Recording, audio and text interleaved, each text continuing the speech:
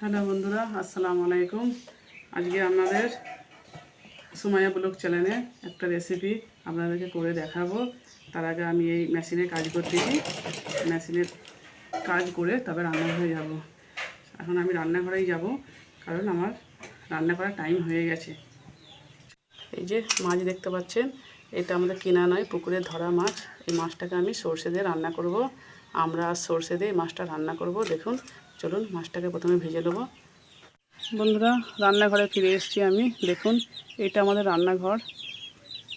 আমি প্রথমে চুলোতে কড়াই বসিয়েছি, তারপরে জালটা ধরাবো।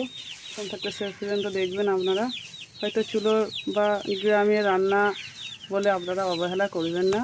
দেখুন, সবাই বলে যে এই রান্না কেউ দেখবে না, এই চুলোর রান্না। তবে আমার বিশ্বাস আছে, আপনাদের উপর ভরসা আছে বলেই আমি দেখাচ্ছি যে আপনারা দেখবেন।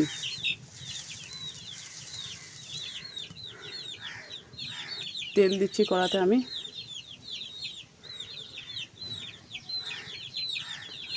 তেলটা গরম হলে পেঁয়াজটা দেবো। দেখুন, আপনারা মাছ তো সর্ষে দিয়ে খেয়েছেন, কিন্তু আজকে আমি আমড়া দিয়ে রান্না করব। আমাদের গ্রামের রান্না। পেঁয়াজ কুচিগুলো দিয়ে দিচ্ছি। পেঁয়াজটা লাল হলে তবে সর্ষেটা দেবো। এই যে বন্ধুরা দেখুন, এটা মেথি সুমবড়া মাছে লাগে, আমড়া দিলে মাছে লাগে। এটা খানিক লাল করে দেবো আমি।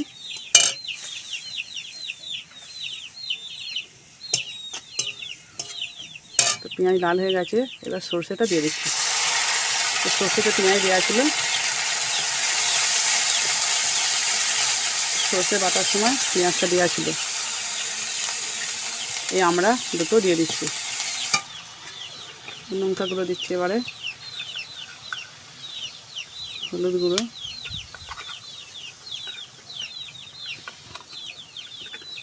পছন্দ মতো নুন।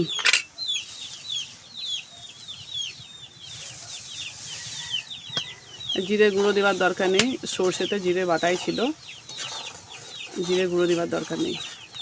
আমড়াটা খানিক সেদ্ধ হোক, সেদ্ধ হলে তারপরে মাছটা দিয়ে দেবো।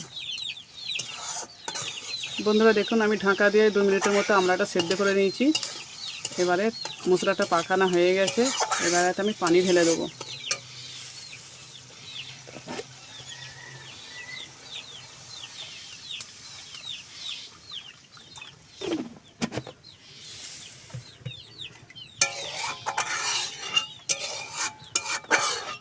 আপনারা ভাববেন হয়তো যে আমড়া দিয়ে তরকারি কীরকম লাগবে, তবে আমি বলছি আপনাদেরকে, আমি কিন্তু পাড়া গ্রামের কিন্তু মেয়ে নয়, আমি কিন্তু টাউনেরই মেয়ে।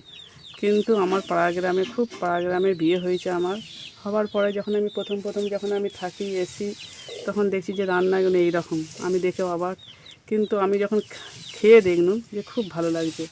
তো আপনাদের ঘরেও বলছি, আপনারা দেখবেন, বাড়িতে বানিয়ে দেখবেন, অবশ্যই ভালো লাগবে আপনাদের ঘরেও। হ্যাঁ, তো আমি ঠিক পরিচয় দেবো আপনাদের ঘরে।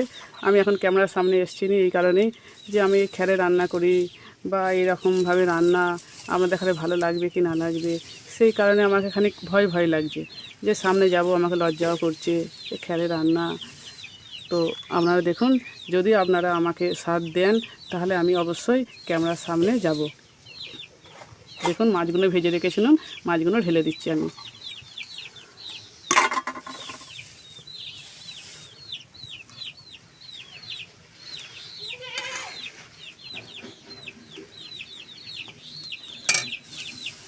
গরু ছাগল আমার তো কিছুই থাকে নেই, কিন্তু আমি এখানে শ্বশুরবাড়ি আসার পরে গরু ছাগল মুরগি সব আমাকে দেখি, করি বা ভালোই লাগে, আমাদের পাড়া গ্রাম। তো আপনারাও দেখবেন, করবেন এইরকম রান্না, দেখবে আপনাদেরকে অবশ্যই ভালো লাগবে। দেখছেন তো আমাদের রান্নাঘরটা এই রকম।